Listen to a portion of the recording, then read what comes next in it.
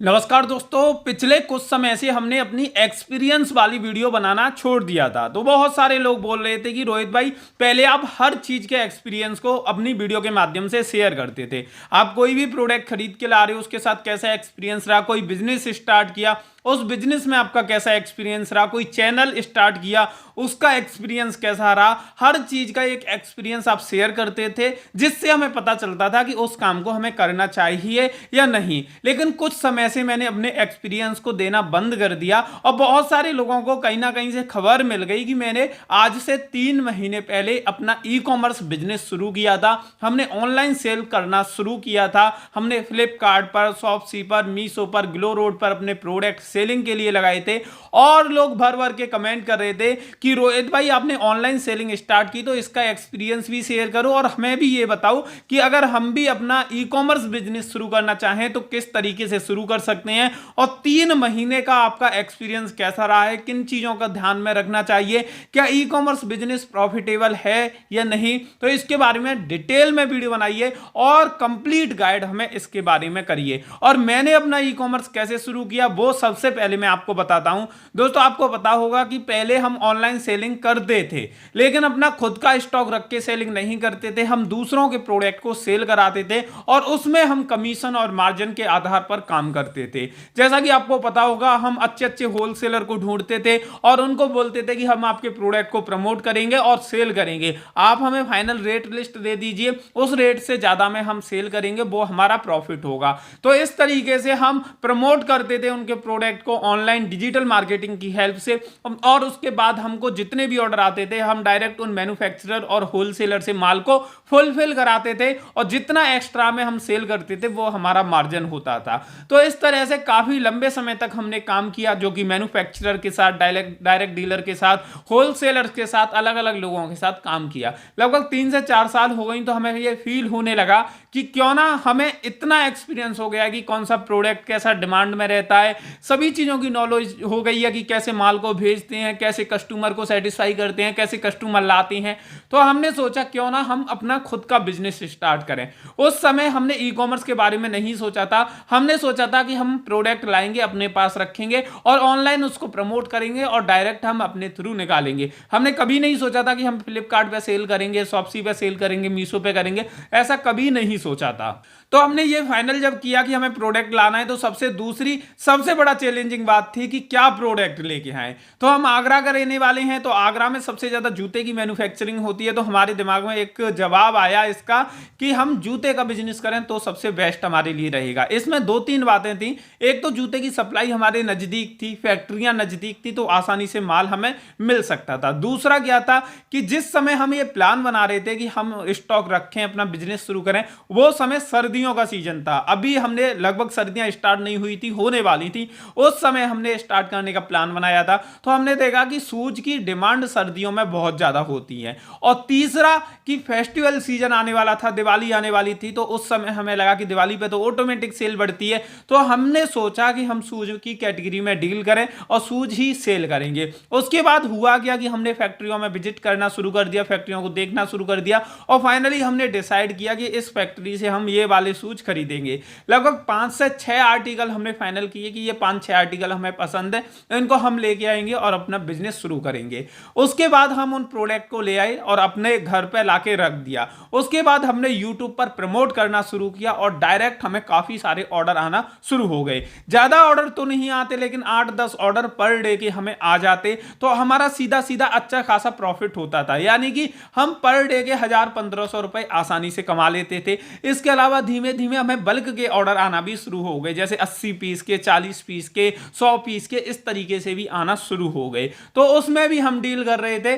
तो उसके बाद हुआ क्या कि हमने देखा कि हमारे बैंक के स्टेटमेंट है वो काफी ज्यादा बढ़ते जा रहे हैं और हमारे पास जीएसटी नहीं था। तो हमने एक सीए से सलाह ली कि भाई हम इस कंडीशन में क्या करें, क्योंकि डेली माल निकल रहा है, अच्छा खासा माल निकल रहा है। अगर 500 रुपए पर पीस के हिसाब से भी हम सेल करें और सुबह से शाम तक 10 पीस भी निकल रहे हैं तो अभी 5000 रुपए का माल निकल रहा है, 1.5 लाख रुपए का महीने में माल निकल रहा है। और अगर बल्क की भी बात करें तो बीच बीच में बल्क के ऑर्डर भी आ जाती है, तो लगभग 3-4 लाख रुपए का माल हम मंथली निकाल रहे हैं। अगर महीने का निकालें तो 3-4 लाख निकल रहा है, अगर साल का निकालें तो 20-25 लाख रुपए का एवरेज निकलेगा, क्योंकि बिजनेस आगे बढ़ेगा।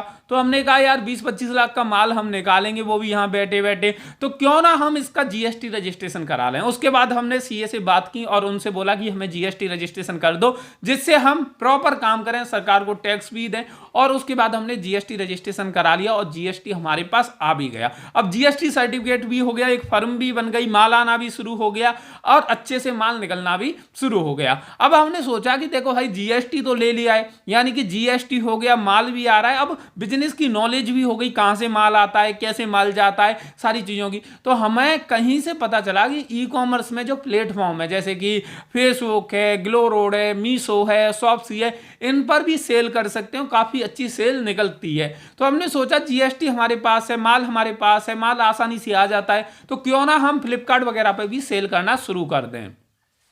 तो जैसे ही हमने ये प्लान बनाया कि हम सेल करेंगे, तो इसके बारे में थोड़ी सी हमने रिसर्च की और उसके बाद हमने सबसे पहले मीशो पर सेलर अकाउंट बनाया, फिर ग्लो रोड पे बनाया, फिर शॉप्सी पे बनाया, फिर फ्लिपकार्ट पे बनाया और इन 4 प्लेटफॉर्म पर हमने अपने प्रोडक्ट को लिस्ट कर दिया सेल करने के लिए। और उसके बाद यहां से भी हमें ऑर्डर आना शुरू हो गए। ऑर्डर आई तो हम ऑर्डर को पैक करते और घर से ही पिकअप हो जाता। तो यहां पे भी हमने देखा कि हम बिजनेस अच्छा चल रहा है, लेकिन ई कॉमर्स बिजनेस में एक दिक्कत लगभग 2 महीने बाद हमें पता चली, और पहले भी पता चल रही थी, लेकिन स्टार्टिंग में इतने ज्यादा ऑर्डर नहीं थे तो उसकी हमें पता नहीं चल पाई। लेकिन 2 महीने बाद हमें कंफर्म हो गई कि ई कॉमर्स बिजनेस को चलाना इतना ज्यादा आसान नहीं है। हम जो डायरेक्ट माल निकालते थे उसका पैसा हमें पहले मिल जाता था, फिर हम कस्टमर को माल भेजते थे। सेम बल्क ऑर्डर में भी पैसे हमें पहले मिल जाते थे, उस कंडीशन में उसके बाद ही हम कस्टमर को माल भेजते थे।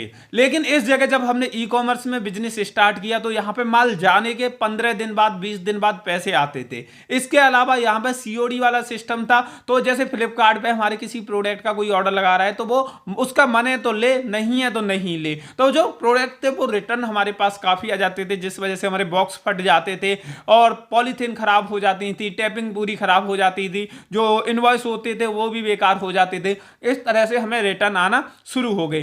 तीसरी चीज कि बहुत बार क्या होता था कि कस्टमर के पास माल पहुंच जाता था, कस्टमर उसे रिटर्न कर देता था। तो जब कस्टमर रिटर्न करता तो ये कंपनी हमारे ऊपर पेनल्टी लगाती थी। जैसे मीशो हमारे ऊपर 200 रुपए की पेनल्टी लगाता था एक कस्टमर रिटर्न पर। और इसके अलावा हमने देखा कि जब पार्सल रिटर्न आना शुरू हुए तो इसमें बहुत बार कुरियर बॉय फ्रॉड कर देते थे, हमारे माल को निकाल लेते थे, उसमें कुछ और डाल के हमें वापस दे जाते थे। अगली चीज, बहुत कंडीशन में कस्टमर भी फ्रॉड कर देते थे, कस्टमर माल को निकाल लेते थे, उसमें कुछ और रख के रिटर्न मार देते थे। इसके अलावा हमने देखा कि जो कंपनियों पर हम सेल कर रहे हैं वो भी डिडक्शन बहुत ज्यादा कर रही हैं, पेनल्टी के नाम पर, रिवर्स शिपिंग चार्ज, इसके अलावा अलग अलग चीजों के नाम पर बहुत सारे डिडक्शन हमारे हो रहे थे। तो हमने देखा कि भाई अब क्या करें, क्योंकि हम तो ई कॉमर्स कर रहे थे, ई कॉमर्स में हमें ज़्यादा कुछ मिल नहीं रहा था, क्योंकि बहुत सारे चार्जेस लग रहे थे, रिटर्न्स आ रहे थे, बहुत सारी चीज़ें हो रही थी।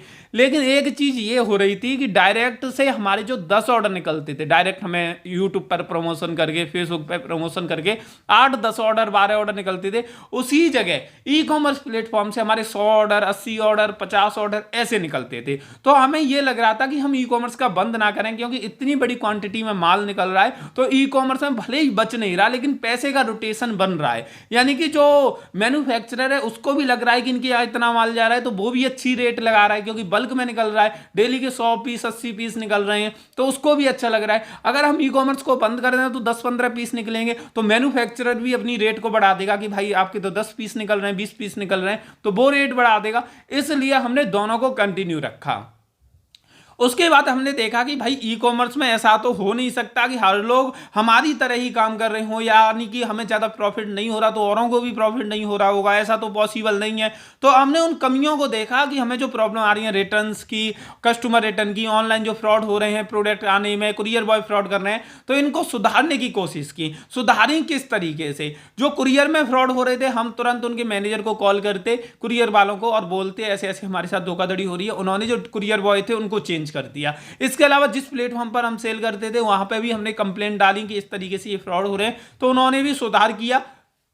इसके अलावा जो डिडक्शन हो रहे थे उसके बारे में हम कंपनी को इन्फॉर्म करते जा रहे थे कि आपकी साइड से ये डिडक्शन हो रहे हैं, तो उनमें भी सुधार आया। अभी भी दिक्कतें आती हैं, लेकिन अब पहले से काफी ज्यादा सुधार आ चुके हैं, जो कि अब काफी ज्यादा पॉजिटिव बिजनेस चल रहा है, यानी कि ई कॉमर्स का भी चल रहा है और ये भी चल रहा है। अब भाई आप लोग अगर अपना ई कॉमर्स बिजनेस शुरू करना चाहते हैं तो मैं आपको सलाह दूंगा कि आप ई कॉमर्स बिजनेस तो शुरू कर लीजिए, लेकिन आपको ये रिटर्न को मैनेज करना सीखना पड़ेगा, क्योंकि यहाँ पे हद से ज्यादा रिटर्न आते हैं, पार्सल बहुत वापस आते हैं और रिटर्न पार्सल में फ्रॉड भी बहुत तरीके होते हैं। गलत प्रोडक्ट आ जाता है, प्रोडक्ट आता ही नहीं है, डिलीवर्ड दिखा देते हैं, बहुत सारे इशू होते हैं, डिडक्शन हो जाते हैं। तो आप लोग भी मेरी तरह अपना बिजनेस स्टार्ट कर सकते हैं, जैसे मैंने आपको बताया है, तो आप भी खुद भी इसी तरह से अपना बिजनेस शुरू कर सकते हैं। आगे के मैं अपने एक्सपीरियंस ई कॉमर्स के आपके साथ शेयर करूं या ना करूं वो कमेंट करके बताना। आपको अलग अलग कंपनियों का एक्सपीरियंस शेयर करके बता दूंगा कि देखो मेरा मीशो के साथ कैसा एक्सपीरियंस रहा, फ्लिपकार्ट के साथ कैसा रहा, शॉप्सी के साथ कैसा रहा और दूसरी कंपनियों के साथ मेरा एक्सपीरियंस कैसा रहा। तो कमेंट करके बताना, जिससे मैं सेकंड वीडियो में आपको अलग अलग कंपनियों के एक्सपीरियंस को शेयर करके जरूर बताऊंगा। आज की ये वीडियो देखने के लिए आप सभी लोगों का तहे दिल से बहुत बहुत धन्यवाद।